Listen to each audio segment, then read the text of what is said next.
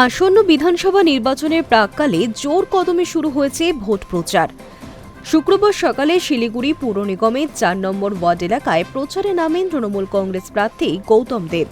কর্মী সমর্থকদের সঙ্গে নিয়ে এলাকায় বাড়ি বাড়ি গিয়ে মানুষের সঙ্গে সরাসরি যোগাযোগ করেন তিনি। প্রচারের সময় গৌতম দেব রাজ্য সরকারের বিভিন্ন উন্নয়নমূলক প্রকল্প ও পরিষেবার কথাও সাধারণ মানুষের সামনে তুলে ধরেন। জানান, গত কয়েক বছরে রাজ্য সরকারের উদ্যোগে স্বাস্থ্য, শিক্ষা, রাস্তা, পানীয় জল সহ একাধিক ক্ষেত্রে উন্নয়ন হয়েছে, যার সুফল পেয়েছে সাধারণ মানুষ। সেই উন্নয়নের ধারাবাহিকতা বজায় রাখতেই তিনি আবারও মানুষের সমর্থন কামনা করছেন। প্রচারের ফাঁকে স্থানীয় বাসিন্দাদের বিভিন্ন সমস্যা ও অভিযোগও মনোযোগ সহকারে শোনেন তিনি।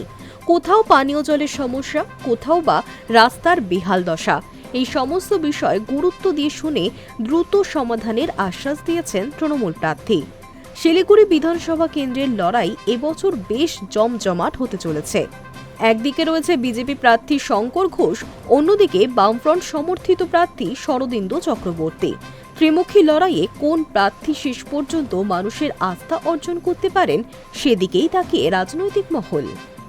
High news network.